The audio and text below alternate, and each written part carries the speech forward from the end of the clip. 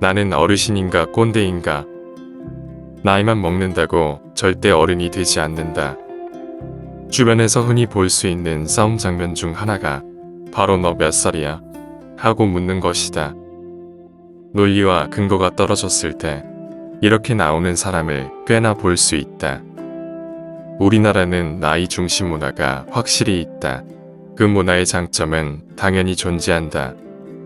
하지만 그 장점이 제대로 작동을 하려면 최소한의 조건이 충족되어야 한다.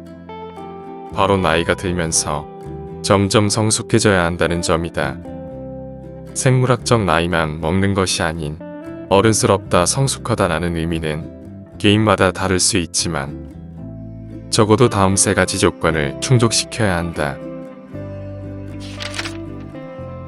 하나, 가치관의 정립. 사람마다 중요하게 생각하는 기준이 다르다. 다름은 틀림이 아니지만 그렇다고 모든 다름을 존중할 수는 없다.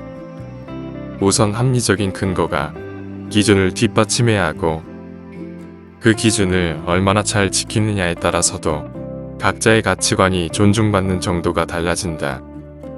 나이가 많아도 가치관이 제대로 정립되지 않은 경우가 허다하다. 그로 인해 판단 기준이 모호하고 즉흥적 기본에 따라서 행동하는 일이 다반사이다. 어른이라고 할 수 없다. 올바른 가치관은 어떻게 생기는가?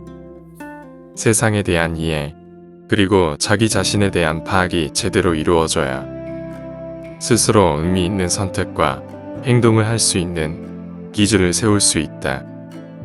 쉽게 말하면 충분한 공부와 고민을 수반하지 않은 가치관은 없다는 뜻이다. 자신을 위해 제대로 꾸준히 공부하는 성인이 얼마나 있을까? 쉽게 찾아보기 어렵다. 그래서 나이에 걸맞는 연륜 있는 어른을 찾기가 쉽지 않은 것이다. 반면에 나이가 상대적으로 어리더라도 확실한 가치관이 정립된 사람은 훨씬 어른스러운 경우가 많다. 둘, 몸에 대한 인지. 나이가 많다는 것의 장점은 무엇이 있을까?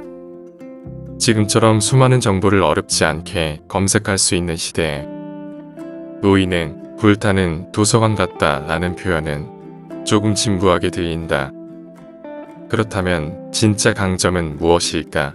개인적으로 직접 관찰이라고 생각한다. 간접 경험은 체감을 통해 깨닫는 정도에서 직접 경험에 상대가 안 된다. 산전수전다겨 썼다는 말처럼 오래 살았다면 몸소 겪으면서 지켜본 사건이 정량적으로 많을 것이다. 그러면 자연스럽게 깨우쳐야 하는 지혜가 바로 운이다. 세상에는 내 의지와 상관없이 돌아가는 부분이 많다는 것을 인정하면 두 가지 측면에서 유리해진다. 첫 번째는 겸손해지는 것이고 두 번째는 운과 관련된 일에 감정 소모를 최대한 줄이는 것이다. 내가 통제할 수 없는 영역을 명확하게 인지하면 불필요한 스트레스가 확연하게 줄어든다. 세상에 대해 조금은 초연해질 수 있다. 어른스럽게 말이다. 셋, 맥락에 대한 이해. 그때는 틀리고 지금은 맞다. 이 말은 얼핏 말장난 같지만 사실 맞는 말이다. 모든 상황에는 맥락이 있기 때문에 똑같은 사람에게 똑같은 사건이 벌어져도 결과는 전혀 다르게 전개될 수 있다. 따라서 맥락을 이해하는 것은 정말 중요하다. 하지만 나이값 못하는 사람에게는 맥락을 전혀 파악하지 못한다는 특징이 있다. 그래서 그들은 나 때는 말이야라는 말로 이야기를 시작한다. 안타깝게도 그때와 지금은 모든 상황이 다르다. 불과 10년 전만 해도 스마트폰이 이렇게 보급되지 않았고 소셜미디어도 이렇게 발달하지 않았다. 그리고 인공지능이 일자리를 위협한 적도 없었다. 하지만 모든 것이 순식간에 바뀌었다. 따라서 상황과 맥락에 따라 말하고 행동하지 못하면 아무리 나이가 많아도 어른이 아니라 꼰대에 불과하다. 크게 인상 깊었던 명언이 있다. 칠리 데이비스는 나이 드는 것은 강제적이다. 하지만 성장하는 것은 선택적이다라고 얘를 때리는 정도가 아니라 부러뜨리는 촌철살인을 남겼다. 많은 사람이 정말 중요한 선택을 외면하고 있다.